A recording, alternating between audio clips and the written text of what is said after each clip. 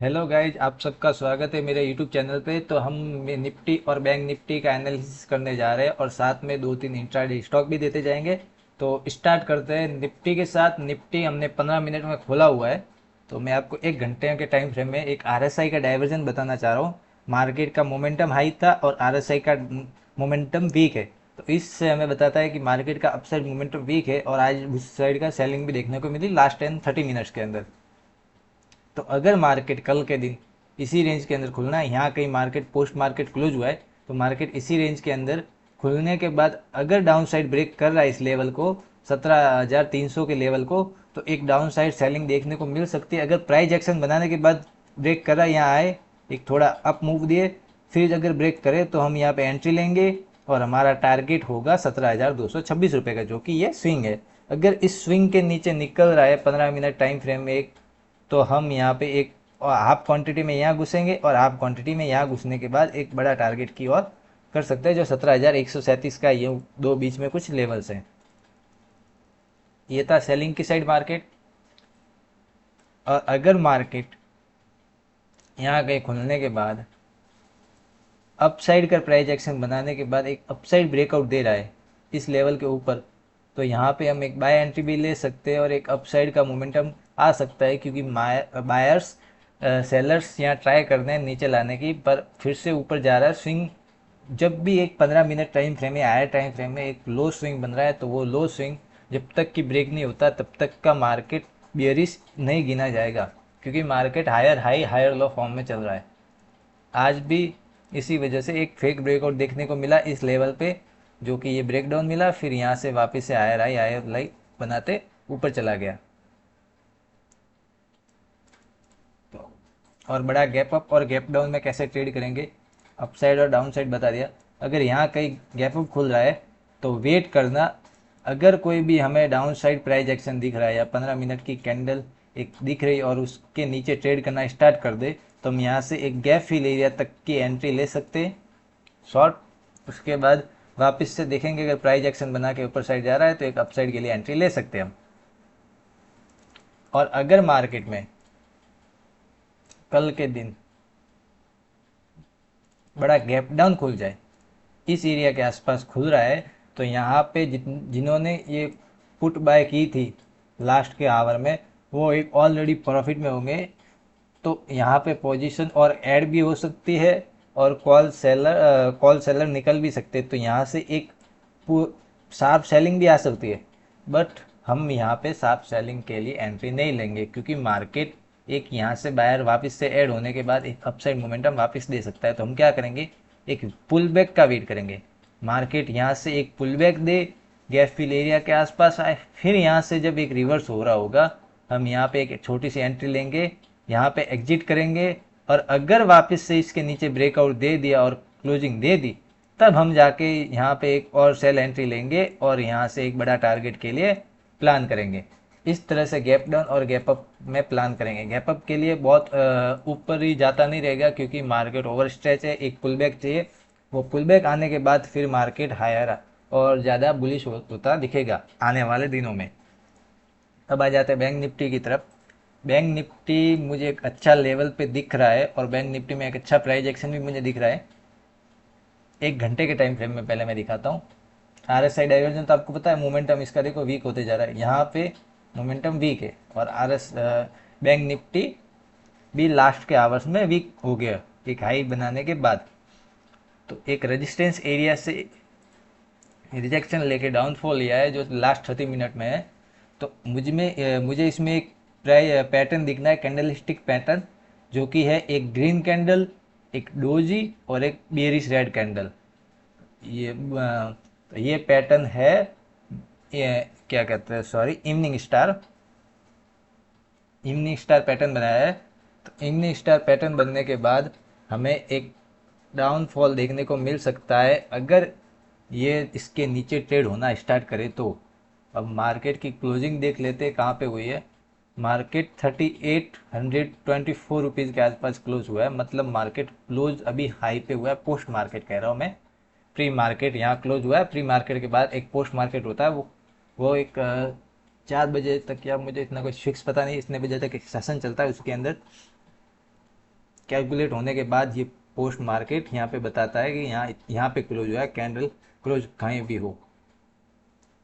तो यहाँ पे अभी भी बायर्स इसके अंदर है, क्योंकि मार्केट इतना ब्रेक करने के बाद भी पोस्ट मार्केट या ऊपर की साइड क्लोजिंग हुआ है।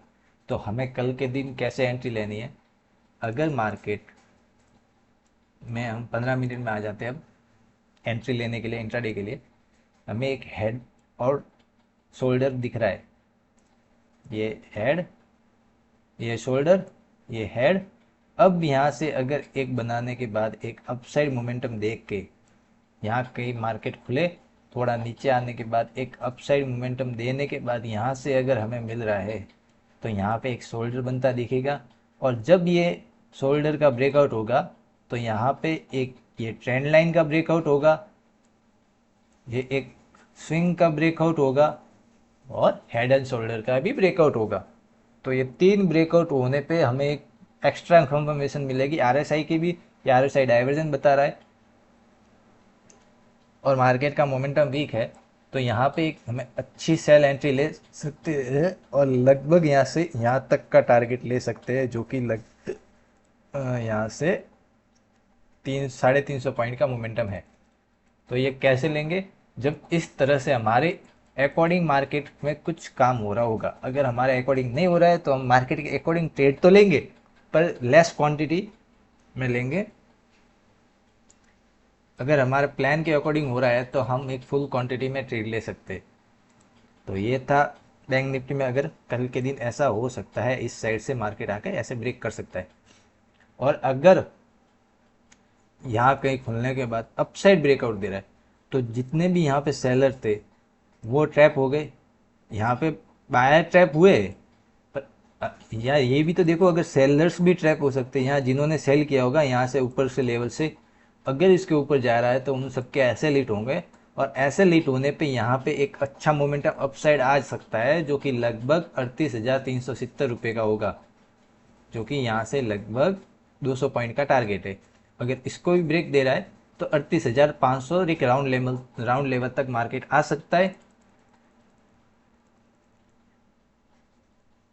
और मार्केट में अगर बड़ा डाउनफॉल नहीं आए और साइडवेज भी हो सकता है, इस रेंज के अंदर खुल जाए तो हम कोई एंट्री नहीं लेंगे। अगर जब तक कि किसी साइड ब्रेकआउट नहीं मिल रहा है, डाउन साइड एक हम पुल बैक के बाद करेंगे, या इस लेवल के ब्रेकआउट के बाद हम कुछ एंट्री का हाफ क्वांटिटी में सोचेंगे, और इसके नीचे आने पे फुल क्वांटिटी। एक प्राइस एक्शन बनने के बाद, जब भी एक प्राइस एक्शन बनने के बाद एक ब्रेकआउट देगा तब हम फुल क्वांटिटी में ट्रेड करेंगे, क्योंकि मार्केट 15 मिनट में हमें अभी तक कोई हायर हाई लोअर लो का फॉर्मेशन नहीं बताया है। बड़ा गैप अप खुल गया, मार्केट इस लेवल के आसपास खुल गया 38,370 के आसपास, तो 15 मिनट की कैंडल का वेट करना। अगर 15 मिनट की लो ब्रेक हो रहा है तो हम उस साइड में एंट्री ले सकते। अप साइड के लिए एग्रेसिव मत होना, पहले मार्केट को एक साइडवेज मोमेंटम देने देना, सेकंड हाफ के बाद अगर अप साइड ब्रेकआउट दे रहा है तो हम एंट्री लेंगे, या फिर एक पुल बैक के बाद वेट करेंगे कि अप साइड मोमेंटम आ रहा है।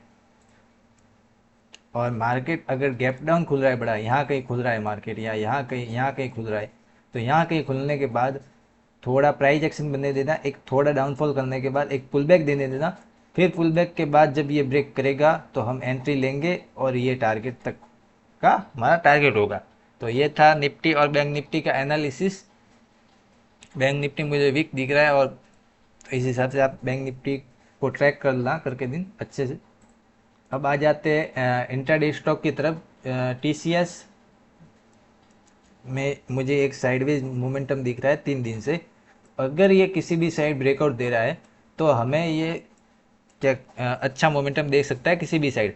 ये दोनों साइड के लेवल है। अप साइड ब्रेकआउट दे रहा है तो 33,060 तक का टारगेट है, अगर डाउन साइड ब्रेकआउट दे रहा है तो 33,012 तक का टारगेट है। ये लेवल से ये ये आप लेवल मार्क कर लेना अपने अंदर। अब आ जाते हैं हिंदुस्तान यूनिलीवर्स की तरफ।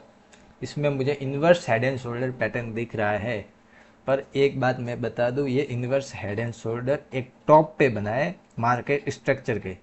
मैं अभी एक मार्केट स्ट्रक्चर के यहाँ टॉप पे खड़ा हूँ, तो टॉप पे खड़ा हूँ तो मुझे इस हेड एंड शोल्डर पे इतना भरोसा नहीं है। तो मैं आपको बता देता हूँ, अप साइड भी ब्रेकआउट आ सकता है और एक डाउन साइड भी ब्रेकआउट आ सकता है। तो अगर कल के दिन मार्केट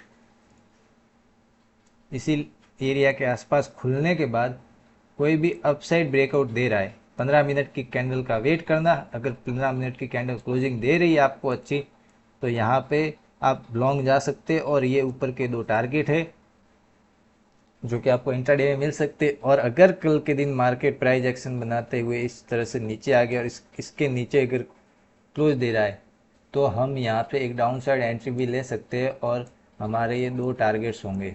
मैं आपको लेवल्स बना देता हूँ, एक सेकेंड। ये हमारा पहला टारगेट, इसके नीचे आए हमने, हम सेल करेंगे 26 के नीचे। और ये हमारा पहला टारगेट, और ये हमारा दूसरा टारगेट, ये लेवल।